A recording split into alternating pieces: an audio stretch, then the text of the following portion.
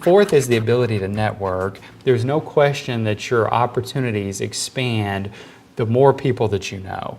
And I always say it's not important how many people, not only important how many people know you, it's how many people respect you. You know, some people know a lot of people, but they all know them to be fairly worthless in nature. So that's not going to engender a great deal of opportunities. But assuming that you work hard, do what you say you're going to do, you're sharp, broadening your network, I think, is critical. And finally, the most important, I think, skill is trust. The people around you have to be able to believe in you. They have to know that when you say you're going to do something, you will do it. You don't overpromise.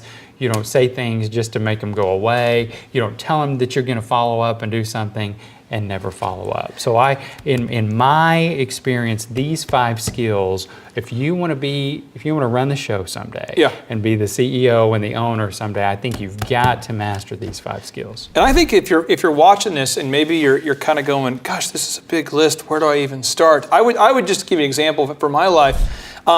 Time management as an individual business owner. When I started my first business called DJ Connection, I had to manage basically appointments with clients and manage time on the phone. And then it became, how do I manage that and maintenance and accounting? And then how do I manage?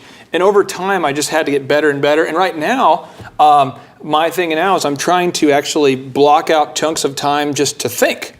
And I'm trying to learn now a new level of executive time management, where I now am trying to pattern my time management more off of the role that I aspire to have. And so I don't think, like you said, you're ever done with that. Right. I also think in terms of communication, I look at my career and I say, I used to stutter as a kid. So learning to speak and articulate has required work over the years to be able to speak proficiently. But you're never done. And I know of myself, if I were to rate myself on a scale of 1 to 10, that might be a healthy thing for you to do if you're watching, is rate yourself on a scale of 1 to 10. If 10 is the highest and 1 is the lowest, and you say, well, time management, maybe you're a wizard, maybe you're a 10. Wow, that's great. But communication, maybe you write in some sort of English, Spanish, Greek hybrid that no one else understands. Maybe you're a 2 there. Maybe your emotional intelligence or your communication skills need to be improved. But it's very unlikely that anybody watching this is a perfect 10 across the board. Sure. And I can tell you personally, there's many of these areas that I need to improve upon. And I just think it's important that we realize that it's a process and we all need to continually work to improve on these. Yes. Do you, even now at your status or your stature, in kind of where you've gotten to, where you now own several companies, you invest in companies, you're now the head of a bank, do you still put the work into improving in these areas? Yes. Oh, no question. I get asked a lot, how does it feel to have made it, quote unquote? You don't make it. I don't feel like I've made it.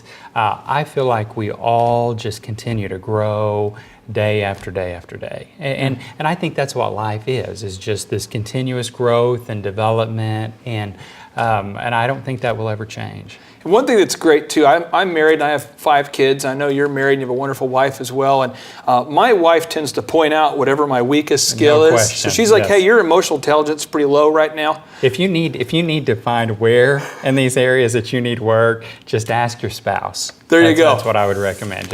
Or your girlfriend. They will, or boyfriend. They'll tell you. And now we're moving on to life lesson number 2. And it says preparation tops talent every time. When you say that preparation tops talent every time, how does that happen in business? I mean, what do you mean by that? There are times in our life when talent will top preparation. For example, I can practice as hard as I want to practice. I'm not gonna beat David Robinson in basketball. Yeah. It's not gonna happen. He has a talent and height that I do not have and will never have. In business, it's all equal. It's all equal. It doesn't matter whether you're short, tall, rich, poor, what color you are. It doesn't matter. Those things don't matter.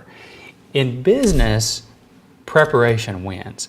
If you and I are going on a sales call against each other, you are admittedly very handsome, extremely witty. If I know more about that client, I've researched them top to bottom, I know what solutions will fit for them, I'm going to get that deal. If you and I are going for the same job interview, and that's really where we focus in this book, is how to get that job that you want. You can be the most suave, debonair human being on the face of the planet. If I know the company inside and out and I am prepared and ready, I'm going to get that job.